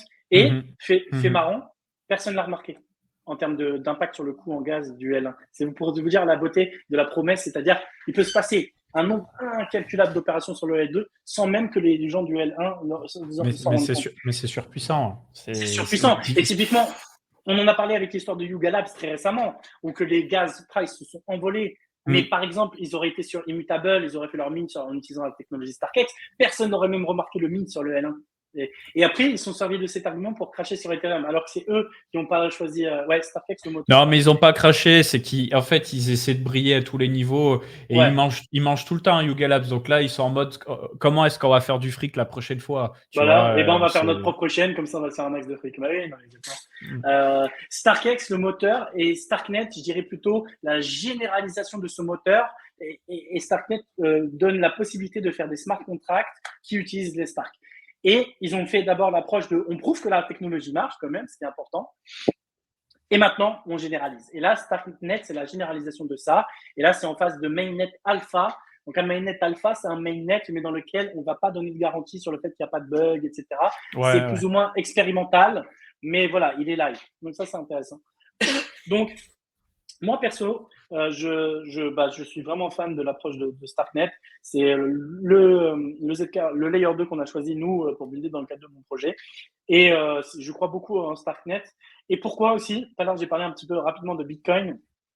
Il y a quelqu'un dans le chat qui a dit Starknet pourrait utiliser facilement sur Avalanche. Oui, c'est vrai. Parce que comme je vous ai dit, il suffit de quoi pour pouvoir utiliser Starknet? Un smart contract sur le L1, EVM compatible qui permet de vérifier les preuves. Donc, ça marche sur Ethereum, mais il a raison, la personne. Ça pourrait marcher sur Avalanche, ça pourrait marcher sur BSC, etc. Malgré tout, c'est pas parce que c'est possible que c'est souhaitable. C'est chaud, enfin stratégiquement pour Starkware, de dire on va aller sur Avalanche, BSC, etc. Parce que autant ça, je suppute. Hein. Je me demande juste comment ça serait perçu le fait d'aller un petit peu pas bouffer à tous les râteliers, c'est pas la bonne expression. Ouais. Non, mais je vois très bien ce que tu dis. Bah, tu vois ce que je veux dire? Faut le dire. Et parce qu'en fait, ok, là tout le monde, je suis peut-être trop biaisé, mais dans la communauté Ethereum, on sent tous que les Layer 2, c'est la solution pour la scalabilité d'Ethereum, etc. On est la même famille, Starknet, ils disent que c'est l'écosystème Ethereum, etc. Je ne sais pas si ça serait très bien perçu le fait d'aller aussi scaler Avalanche, scaler la BSC, etc. Par contre, là où je trouve intéressant, la seule contre-exception, ça serait de se dire Ethereum devient un layer de settlement, donc un layer pour les Layer 2. Mais en fait, si Ethereum devient que ça, par quel autre layer de settlement il pourrait être remplacé? Bitcoin. En fait, techniquement, il serait possible, moyennant un petit changement dans Bitcoin Core, et c'est là, on peut en parler, mais c'est là où ça peut être petit changement qui nécessiterait au moins un hard fork. Oui, exactement. C'est pour ça que je te dis que voilà. Non, mais les prochains mois, ils vont être très intéressants, je vous le dis. J'ai des infos, mais vous verrez, dans les prochains mois, ils vont être intéressants à suivre. Et en fait, si Starkware arrive à prouver qu'il serait possible de scaler Bitcoin et de le rendre ordinateur mondial, c'est-à-dire de pouvoir faire des smart contracts, etc., grâce à ça, moyennant une petite modification dans Bitcoin Core, en fait, en réalité, on pourrait voir ça comme l'aubaine pour les Bitcoiners de tuer Ethereum, littéralement. Parce qu'on pourrait considérer que, est-ce que Bitcoin sera un meilleur layer de settlement que Ethereum? Parce qu'en fait, qu'est-ce qui fait un bon layer de settlement? On a besoin d'un layer qui soit neutre, qui soit résistant à la censure, etc. Et donc là, ça se discute, le fait de savoir entre les deux qui est le plus puissant à ce niveau-là. C'est très, très intéressant. Parce qu'il y a aussi la question du consensus, parce que le passage en proof of stake, les gens qui nous suivent, moi, je ne fais que répéter des propos d'amis qui sont mineurs de crypto-monnaies, qui sont dans le game du consensus depuis 7 ans et qui sont en mode passer en proof of stake, c'est réduire de facto la sécurité et la décentralisation d'Ethereum. Et il y en a qui sont en mode presque passer en proof of stake, c'est Ethereum est corrompu, c'est finito pipo et tout. Donc, ce qui donne aussi un petit peu de grain à Ethereum classique, parce que ça reste la même chain, et ce qui donne du grain aussi à Bitcoin, qui lui restera coûte que coûte en proof of work. En tout Ouais, c'est pour cas, ça que voilà. exactement. Les prochains mois vont être super intéressants. D'ailleurs, pour la petite histoire, j'étais invité en tant que speaker à Surfing Bitcoin au mois d'août à Biarritz. Et justement, je vais faire un débat proof of work, proof of stake. En gros, bon, je vais être lâché au milieu de la foule parce que je vais être l'un des seuls pro Ethereum. Mais effectivement, Surfing Bitcoin, il y a quasiment que des Bitcoin maximalistes. Mais j'y vais, je me dégonfle pas. Je vais faire un débat proof of work, proof of stake. Moi, tu sais, personnellement, Capet, j'ai pas encore tranché dans ma tête entre les deux, entre proof of work et proof of stake. Mais ce que je veux démontrer, c'est qu'ils connaissent très mal le proof of stake d'Ethereum, qu'ils ont beaucoup de poncifs envers le proof of stake qui sont totalement faux. Et ça, j'ai vraiment envie de le démontrer parce que j'ai énormément d'arguments à ce niveau-là. Donc ça, c'est intéressant. Notamment le fait, pour moi, le proof of stake d'Ethereum est plus résilient en cas d'attaque que le proof of work de Bitcoin. C'est ce que tu disais sur Twitter, ouais. Ouais, je disais ça sur Mais Twitter. je pense que en fait, je pense que la question est ouverte. Sur la partie théorique, tu connais ton sujet. Voilà. Maintenant, c'est sur la pratique qu'on va voir. Voilà, c'est là que les bitcoiners, pour l'instant, c'est ce qui me sort. Effectivement, tu as tout dit. Ils ont dit, ça reste à prouver à grande échelle. C'est vrai, tu as raison. Et d'un point de vue théorique, juste pour que tu comprennes pourquoi je dis ça, c'est qu'en gros, tu vois, en cas d'attaque 51% sur le proof of work, tu as accumulé 52% de la puissance de calcul. D'accord Ben, en fait, le problème qu'il y a, c'est que tant que le reste du réseau ne rattrape pas ta puissance, bah, tu peux continuer à perpétuer l'attaque tout le temps, en fait, tant qu'on t'a pas rattrapé ta puissance de calcul. Donc ça, c'est un vrai problème, parce que justement, de par l'ancrage dans le monde réel, ça veut dire que ça nécessite d'installer des nouveaux hardware, l'acheter, le mettre en place, etc. Donc ça veut dire que l'attaquant, il peut prendre de l'avance, il peut attaquer la chaîne pendant longtemps. Là où en proof of stake, on identifie les validateurs, etc. Donc, si un acteur accumule 66% du stake et tente de faire une attaque sur le proof of stake, en fait, il est archi simple de faire un consensus social, de forquer et de le rect complètement l'attaquant. Ouais, c'est pour ça que la question est ouverte, tout à fait. Exactement. Et après, sur la partie proof of work, il y a aussi le fait que tu as le côté des mineurs qui prennent la puissance de calcul, mais après, tu peux avoir un consensus du côté des nœuds qui refusent ce qui se passe du côté des mineurs. Bref, il y a quand même plusieurs leviers de sécurité. Ouais, mais ça reviendrait. Ouais, mais en fait, ils peuvent pas. Parce que pourquoi? Ça reviendrait à Bruegel à casser leur règle principale, qui est de dire the code is law. En fait, ça refaire à ça. Ils ont toujours craché sur Ethereum au moment du fork de la DAO. Donc, revenir à faire ce que tu dis, ça serait revenir à faire ce qu'ils ont toujours bien sûr, bien sûr. Donc, mais au même titre qu'ils ne veulent pas de fork sur Ethereum, parce que pour ceux qui nous écoutent, en fait, il y a, on va dire, le vrai Bitcoin maximaliste, de ce que je comprends, le vrai Bitcoin maximaliste, ce serait, on le touche même plus, on le laisse tourner, on le met plus à jour, voilà. Vraiment à minima de chez minima. Donc déjà, ce qui s'est passé en août 2017 en intégrant le Segwit pour Lightning Network, etc., le soft fork, déjà, c'est pas très Bitcoin maximaliste. Et le fait de hard forker, qui est encore pire, c'est-à-dire d'inciter absolument tout le monde à mettre à jour le client, à passer aux nouvelles règles, etc., ils n'aiment pas. Voilà, la logique de hard fork, c'est ça. C'est que si vous voulez un soft fork, vous n'avez pas besoin de mettre à jour le logiciel. Tandis qu'à hard fork, vous êtes obligé de mettre à jour le logiciel, pour faire très très court. Pourquoi? Parce que je vais prendre une petite analogie, elle ne vient pas de moi. Imaginons Bitcoin, voilà, c'est des blocs de 1 méga par bloc. Et on dit dans un soft fork, ce sera plus 1 méga, ce sera 1,5 méga par bloc. Eh bien, tout le monde peut se mettre à passer des blocs de 1,5 méga et tu n'as pas besoin de mettre à jour le logiciel, parce que de toute façon, si tu peux faire 1, tu peux faire 1,5. Par contre, si tu veux passer de 1 à 2, tu es obligé de mettre à jour le logiciel pour dire, bon, bah voilà, maintenant tout le monde doit accepter du 2. Donc voilà, c'est une petite analogie pour comprendre. Et en fait, Ethereum, c'est du hard fork tout le temps. C'est-à-dire, on met à jour Ethereum tout le temps. Tandis que sur Bitcoin, on est toujours dans du soft. Voilà, ça c'était la petite parenthèse. Ouais, il y a quelqu'un qui pose la question, pourquoi pas faire des ZK Layer 2 sur Avalanche? Bah, tu peux, c'est ce que je disais, techniquement, on peut clairement utiliser la technologie Spark pour le faire. Maintenant, ce que je disais tout à l'heure, c'est pas parce qu'on peut qu'on le veut ou que c'est souhaitable. Alors, là, par exemple, je viens de dire que j'ai pas encore tranché dans ma tête entre le proof of work et le proof of stake. Par contre, il y a bien un truc sur lequel j'ai tranché fortement, c'est entre le proof of stake et le delegated proof of stake. Là, par contre, je suis catégorique. Okay. Ah ouais, non, là je ne crois absolument plus en delegated proof of stake pour des raisons philosophiques. En fait, justement, c'est quand j'ai commencé à me questionner sur proof of stake, et l'un des arguments qui a été le proof of stake c'est capitaliste, etc. Et donc voilà, je me suis dit, allez, je vais faire le travail d'honnêteté intellectuelle, de vraiment réfléchir, de faire l'avocat du diable et voir, etc. Et en fait, je suis arrivé à la conclusion que c'est pas du tout le cas sur le Proof of Stake d'Ethereum. Je pense même, et là, ça va peut-être choquer certains, que le Proof of Stake d'Ethereum est potentiellement moins capitaliste que le Proof of Work de Bitcoin. Pourquoi? Je vais te dire un truc très simple.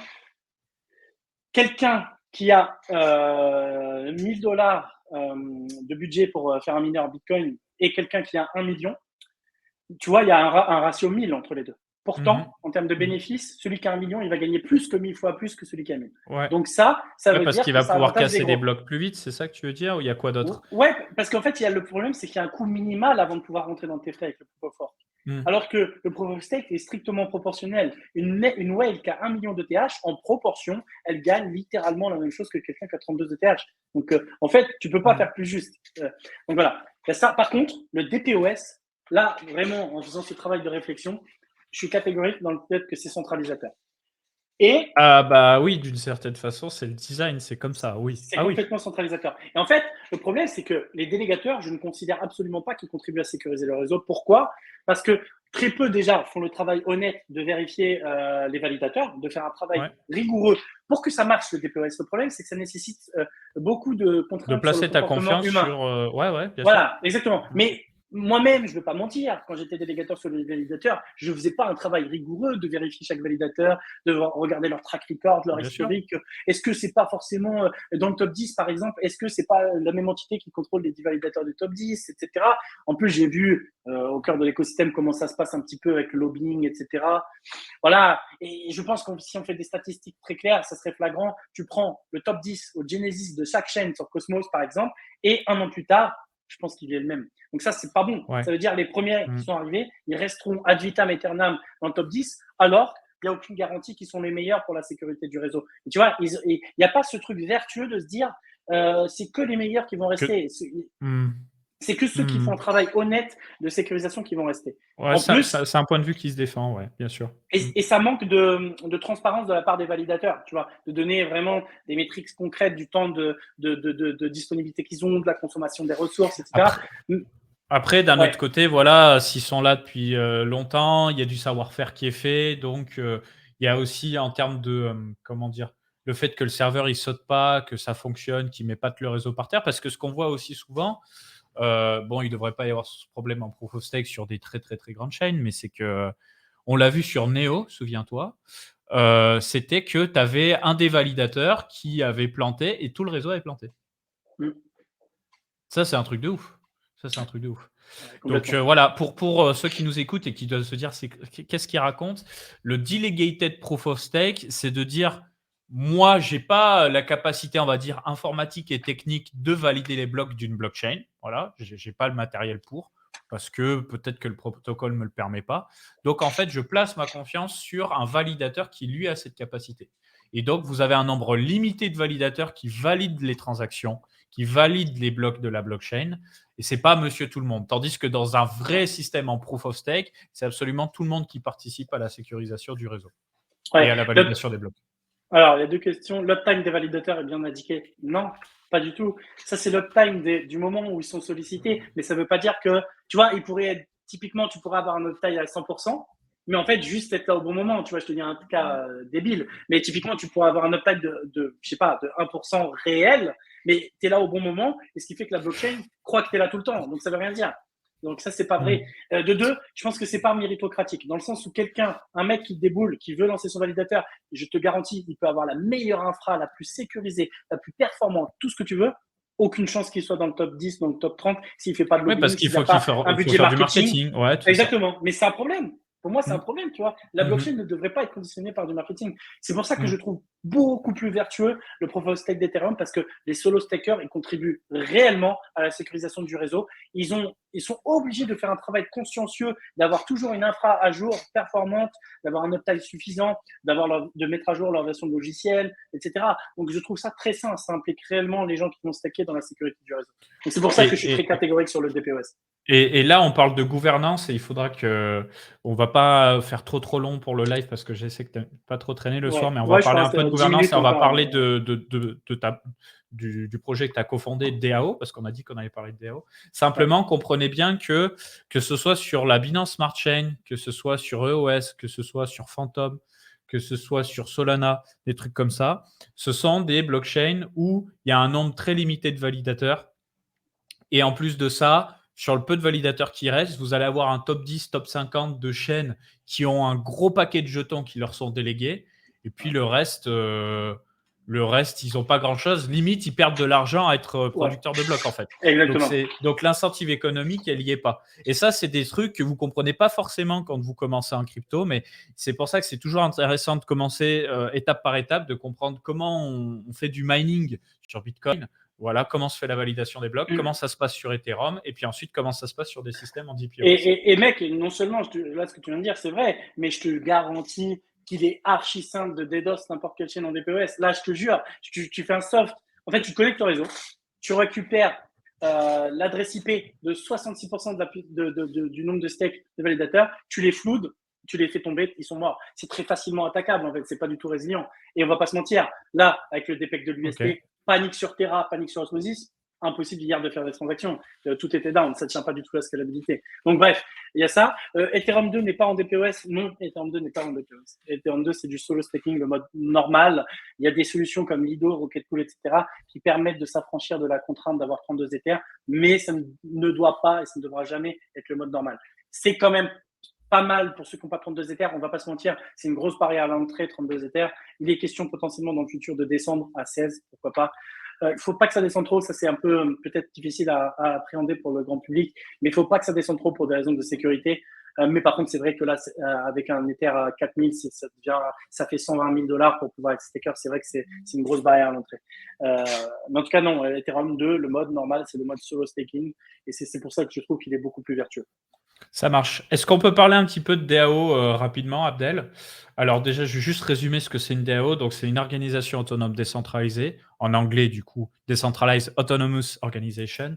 Et le principe, c'est de faire une sorte de démocratie vraiment décentralisée où tout le monde, ou quasiment tout le monde, peut proposer des choses pour mettre à jour un écosystème.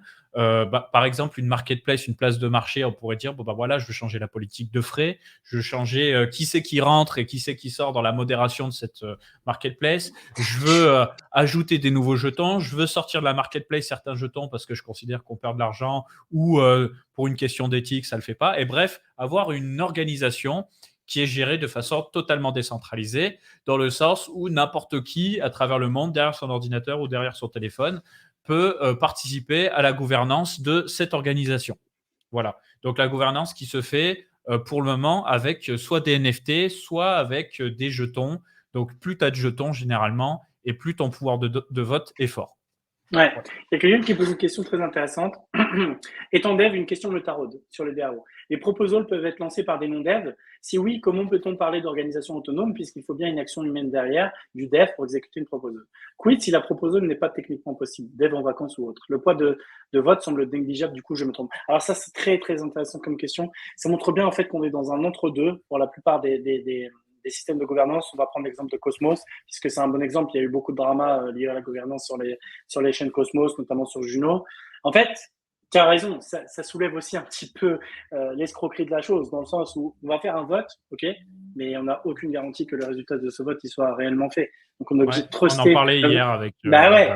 Donc ça c'est en fait c'est une aberration. Enfin une aberration. Ça montre aussi les limites pourtant du système actuel. Alors il y a des systèmes comme sur Polkadot où il y a une gouvernance qui peut être exécutée directement on-chain.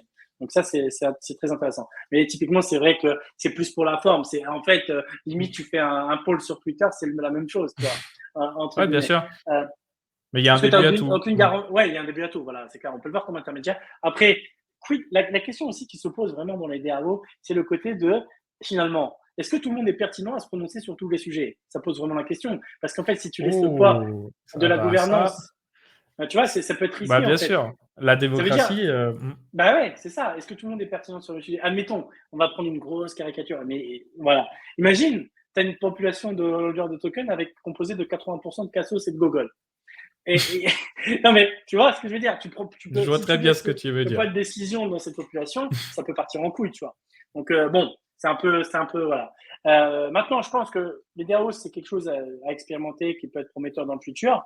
ces nouvelles formes d'organisation. Je pense qu'on pourra avoir des choses intéressantes, notamment dans la coordination et l'organisation. Je pense qu'en fait, on pourra avoir des choses inédites dans le domaine de la tech, dans le sens où si on a des DAO avec 10 000 devs, 100 000 devs, etc., je pense qu'ils pourront avoir une force de frappe, même plus puissante que les GAFAM. Tu vois, je pense qu'ils pourront Ah bah oui. donc, c'est ça qui peut être intéressant. On verra potentiellement des choses inédites. Et là où c'est intéressant, et la promesse du Web 3, là où je trouve que c'est très cool, c'est que, tu vois, dans le Web 2, dans le monde traditionnel, dans un job, le mode par défaut normal, c'était salarié, tu vois. Salarié, basta, tu fais ton taf, t'es payé, peu importe comment tu fais ton taf. En fait, avec le Web 3, c'est la promesse d'un meilleur alignement des valeurs. Et en fait, tu vois, par exemple, si tu introduis des tokens, etc., tu peux avoir un mode par défaut qui est presque un mode où tu es actionnaire, en fait, dans tous les projets sur lesquels tu vas travailler. Donc, t'imagines un monde dans lequel tu ne serais pas forcément attaché à une entreprise en particulier. Tu pourrais bosser à ta guise pour différentes organisations, que ce soit des entreprises, que ce soit des DAO ou d'autres formes d'organisation qui vont se créer.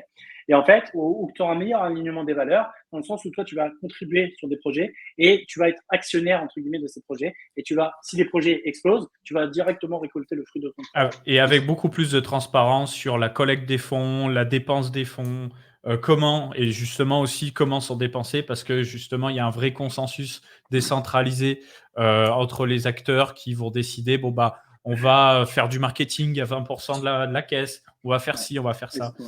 etc. Et du coup, Abdel, est-ce que tu peux nous parler un petit peu du projet sur lequel tu bosses OnlyDesk ou c'est encore trop Ouais. early?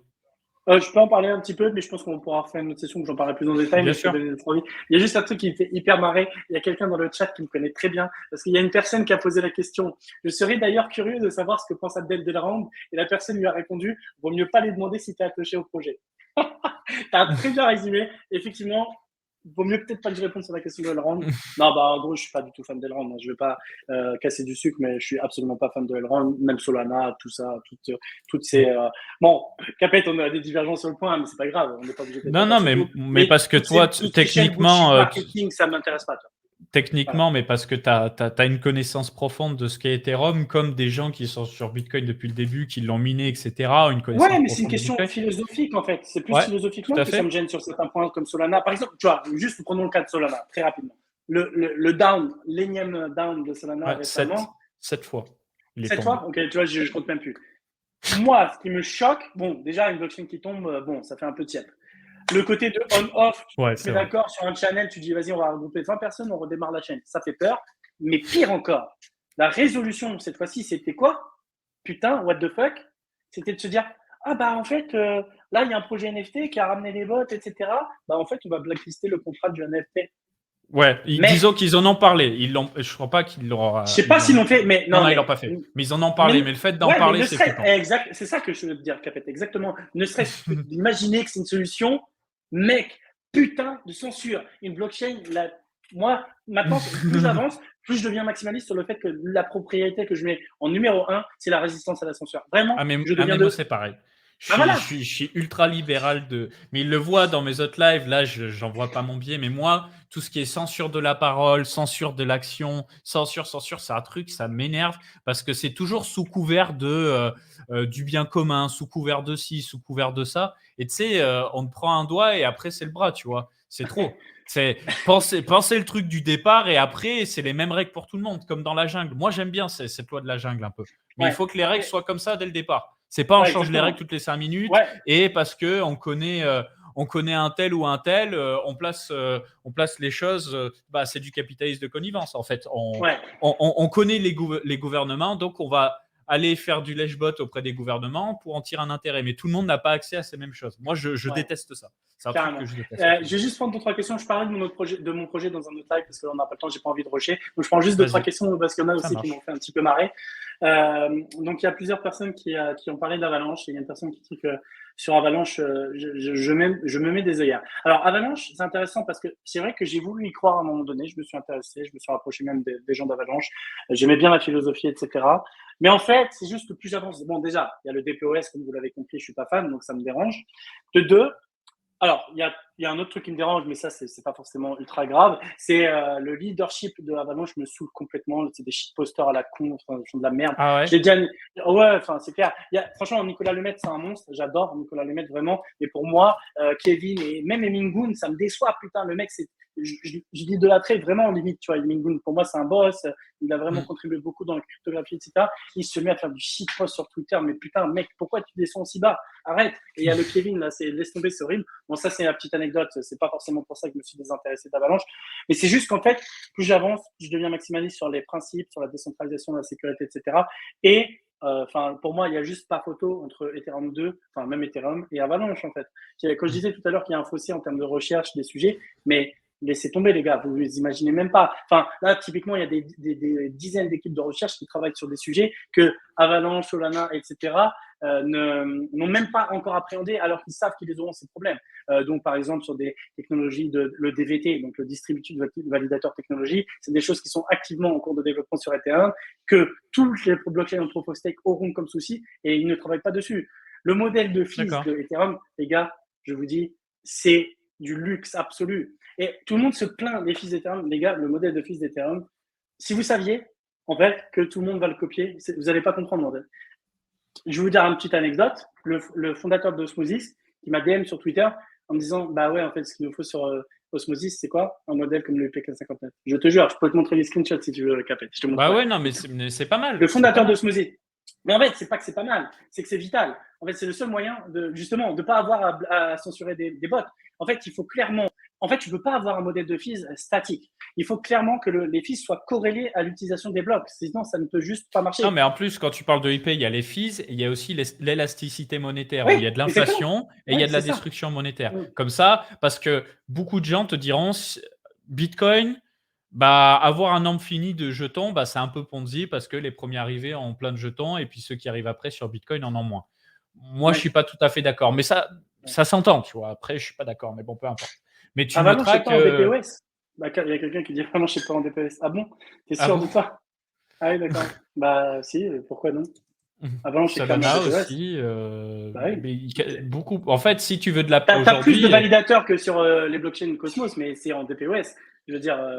si tu n'as pas les 2000 AVAX, voilà, exactement. Si tout ce qui fait du plus de 200 transactions secondes, j'ai envie de dire, de toute façon, c'est du DPoS et c'est pas du POS, non? Oui. En l'état, hein, et je parle sans layer 2, etc. Ouais, sur layer 2. Exactement. Voilà. On est rentré dans plein de sujets, c'était super intéressant, hein, sans déconner. Cool. J'ai grave kiffé. Hein. Ouais, carrément. J'ai bien travaillé. De ouf. Voilà, c'était très cool. Je t'inviterai pour qu'on parle un peu plus de DAO et de ce sur quoi tu bosses la prochaine fois. Les DAO font partie des sujets qui sont super intéressants. Simplement, on est au tout début, que quasiment personne pratique parce que personne achète des jetons de gouvernance, lit les proposals, vote, etc. Pourquoi ils ne le font pas? Parce qu'ils n'ont pas d'initiative économique à le faire, parce que tout est drivé par l'argent. Et est-ce que c'est mal? C'est pas ce que j'ai dit. J'ai pas dit que c'était mal. C'est juste qu'aujourd'hui, on a un marché qui est drivé comme ça. Bitcoin, tu le mines, tu as un intérêt à le miner parce que tu touches du Bitcoin et puis du coup, c'est de l'argent. Ethereum, bon, bah voilà, tu as les NFT, tu as les ERC, tu spécules sur des idées qui te plaisent parce que tu penses que c'est le futur, etc., etc. Et en fait, les DAO, il faut qu'on arrive à avoir des incentives économiques. Juste petite question, Abdel, est-ce que tu t'étais intéressé à la DAO dite 2.0 de Dan Larimer, Fractali. Tu sais, le créateur de EOS, pour faire très très rapide, EOS, donc ce qui s'était passé, c'est que tu avais Dan Larimer, mais il avait d'autres associés qui étaient un peu visiblement plus véreux que lui. Et donc, ce qui s'est passé, c'est qu'ils ont levé 4 milliards EOS, ça n'a jamais rien donné, et tu avais un smart contract qui les payait à peu près tous les mois. Donc, il y a eu en fait une révolte de la communauté qui était drivée par Dan Larimer pour couper les paiements. Donc, les gars véreux ont été virés de EOS. Il y a une nouvelle gouvernance au niveau de EOS. Maintenant, tous les trimestres, tu as un reporting qui explique ce qui va se passer sur EOS. Entre autres, EOS EVM compatible, des initiatives pour les DAO, des initiatives marketing, développement, etc. Ouais, ils sont en train de tout redriver sur EOS. Et à côté de ça, tu as Dan Larimer qui a créé Fractali, qui est en fait une espèce de DAO 2.0 où tu aurais un système. Je t'enverrai une vidéo rapide. Tu as un système où, si tu veux, tout le monde doit participer et tout le monde doit voter sur tout le monde. Donc, du coup, tout le monde est forcé de bien faire les choses pour toucher un meilleur pouvoir de vote, avec une gouvernance aussi qui se fait sur des vidéoconférences. Donc, c'est pas t'es derrière ton ordi, personne ne le voit, c'est un peu plus collé au monde réel. Donc, j'ai pas tout compris, mais Dan Larimer, c'est une putain de tronche et je pense que ça mérite le regard. Et pour ce qui est de EOS, je suis rapidement. Tu le sais comme moi que c'était l'Ethereum killer le plus hype de 2017 et que c'est parti en Ouais. sucette. Mais pour le moment, pour autant, je le mets pas à la poubelle. Le créateur d'Ultra EOS, qui va être probablement un très gros concurrent de Steam, me dit que EOS, la façon dont c'est fait, c'est vachement bien. Mais ça fonctionne Ok. quand même différemment d'Ethereum parce que tu sais, tu dois louer de la puissance de calcul CPU, Hmm. RAM, etc. On n'est pas du tout dans la même logique qu'Ethereum. Je dirais Ouais. presque que c'est plus poussé au niveau des frais et ça va être très intéressant à regarder parce que tu n'as pas du tout ça sur tous les Layer 1 actuels. Hein. Ouais. Si à la limite, tu as Internet Computer qui lui aussi est dans un bain de FUD pas possible où tu payes en cycle informatique. Et je pense que ça, voilà, c'est des visions blockchain qui sont nettement différentes, qui méritent le regard. Et, Carrément. et voilà. Parce que Solana, tu vois, au final, Solana, ils ont réfléchi. Et moi, je continue de supporter Solana, mais eux, ils se sont Ouais. plutôt posé la problématique de comment on fait de la perf et comment on fait pas cher. Et c'est tellement pas cher que ça part en sucette. Mais on verra à l'arrivée ce que ça va donner. Mais de ce que tu nous as dit avec les Stark et de la scalabilité virtuellement Ouais. illimitée, Exactement. Parce que il tu y a sais, on moyen. parlait du gaming, c'est vrai que Solana voulait se placer sur le case de gaming, mais justement, pour moi, ils pourront pas compter. En fait, c'est monolithique. En fait, Solana, ils veulent Ouais, remplir toutes les fonctions, comme on disait tout à l'heure, exécution, consensus, etc. Et bon, moi, je crois beaucoup plus en la modularité maintenant. ouais, Donc voilà. ouais. Le fait de diviser les différents environnements pour Ouais, l'exécution, le settlement, etc., etc.